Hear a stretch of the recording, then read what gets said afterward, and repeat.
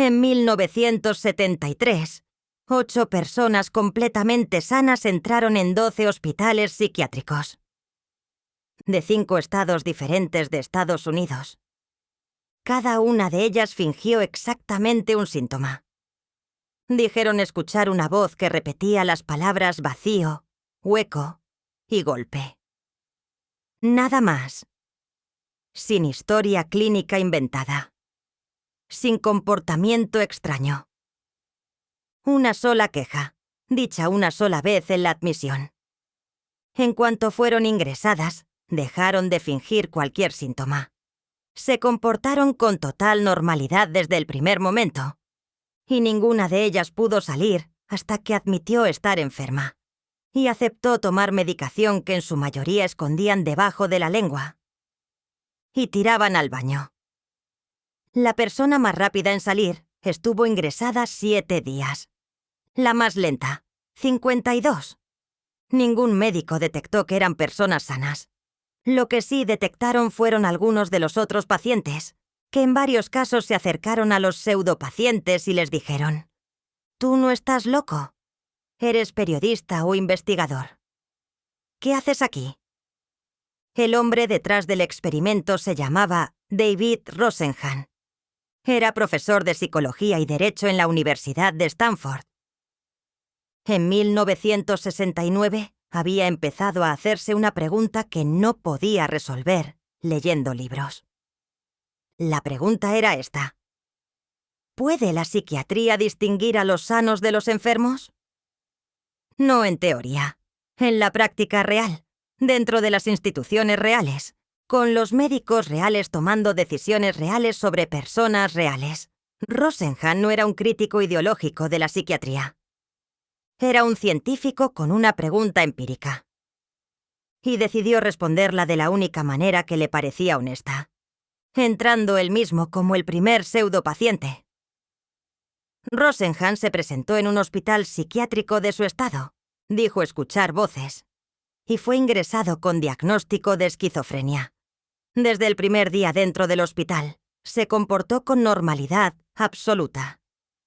Tomaba notas de todo lo que veía. Hablaba con los otros pacientes. Respondía con claridad y coherencia a cualquier pregunta que le hicieran.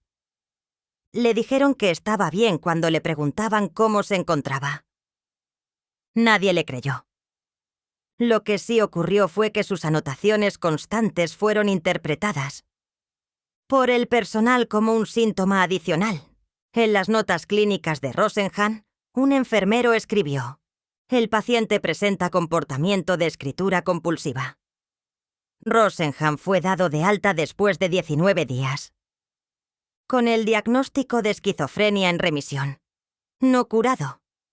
No sano. En remisión. La etiqueta había entrado con él y salió con él. Convencido de que su experiencia no era un caso aislado, Rosenhan reclutó a 7 personas más. Entre ellas había un psicólogo, un pediatra, un psiquiatra, un pintor, un ama de casa y 3 estudiantes de posgrado.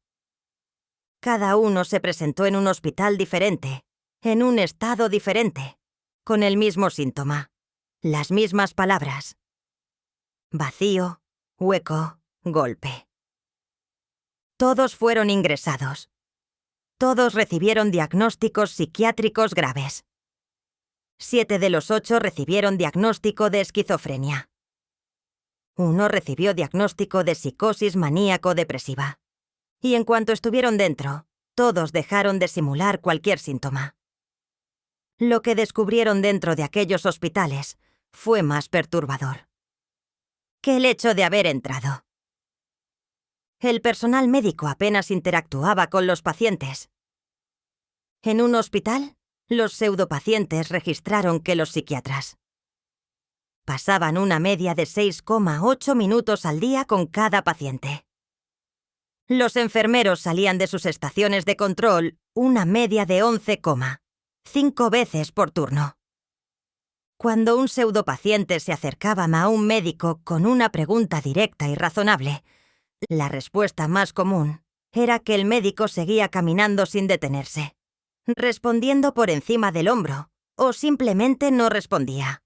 Uno de los pseudopacientes contó que en 71 ocasiones intentó hablar con médicos y recibió respuesta real en menos del 4% de los casos.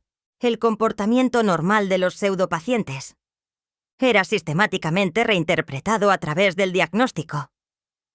Uno de ellos tenía por costumbre llegar pronto al comedor antes de que abriera.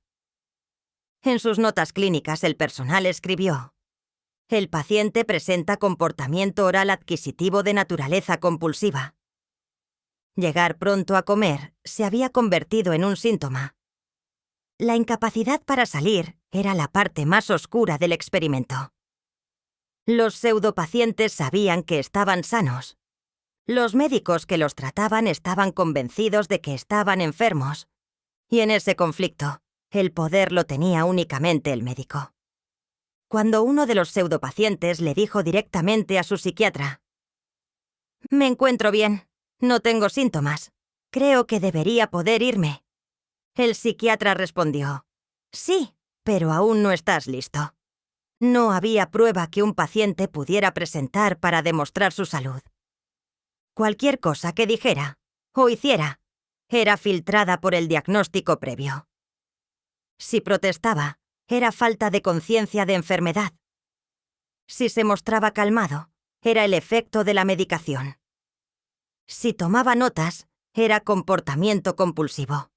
La trampa era perfecta. El diagnóstico no era una hipótesis que pudiera refutarse. Era una conclusión que organizaba toda la información posterior. Rosenhan publicó su estudio en la revista Science en enero de 1973.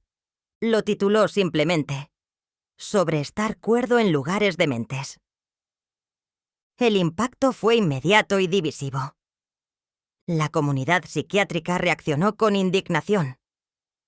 Un hospital de prestigio en el noreste de Estados Unidos comunicó a Rosenhan que en su institución eso no podría ocurrir. Sus médicos eran capaces de distinguir a los sanos de los enfermos. Rosenhan aceptó el reto. Le dijo al hospital que en los próximos 3 meses enviaría a uno o más pseudopacientes a intentar ser admitidos. El hospital debería identificarlos. Durante los 3 meses siguientes, el personal del hospital evaluó a 193 nuevos pacientes. De ellos, 41 fueron señalados con alta confianza como pseudopacientes por al menos un psiquiatra. 23 fueron señalados por al menos un psiquiatra y un enfermero. Rosenhan no había enviado a ningún pseudopaciente, ni uno solo. El hospital había identificado como impostores a decenas de sus propios pacientes reales. El estudio de Rosenhan contribuyó directamente a una de las revisiones más importantes de la historia de la psiquiatría moderna, el Manual Diagnóstico y Estadístico de los Trastornos Mentales, el DSM, fue sometido a una revisión profunda en los años siguientes. Se eliminaron categorías diagnósticas enteras. Se introdujeron criterios más específicos y medibles. La homosexualidad, que hasta 1973 aparecía en el DSM como trastorno mental, fue eliminada ese mismo año, en parte en el contexto de revisión, que el estudio de Rosenhan había acelerado. El sistema no desapareció, pero cambió. Lo que no cambió fue la pregunta de fondo. Cuando un médico ve a un paciente con un diagnóstico en su historia clínica, ¿está viendo a la persona o está viendo el diagnóstico? Cuando alguien entra en una institución con una etiqueta, ¿cuánto de lo que hace dentro es leído a través de esa etiqueta? Rosenhan murió en 2012. En sus últimos años había estado escribiendo un libro sobre el experimento, que nunca llegó a terminar. Una periodista llamada Susana Cahalan pasó años investigando el manuscrito y descubrió algo que complicaba aún más la historia. Algunos de los detalles del estudio original no podían verificarse. Los registros de algunos pseudopacientes no aparecían. Cahalan no concluyó que el experimento fuera una invención.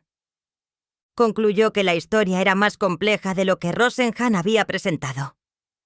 Y que esa complejidad no cambiaba la pregunta central. Si entras en una institución con una etiqueta, la institución no te ve a ti, ve la etiqueta. Y la pregunta que eso plantea no tiene respuesta fácil, porque la alternativa, no etiquetar, no diagnosticar, no tratar, también tiene un coste que se paga con vidas. El sistema es necesario y está roto al mismo tiempo. Y Rosenhan fue la primera persona en demostrarlo con datos. Desde dentro.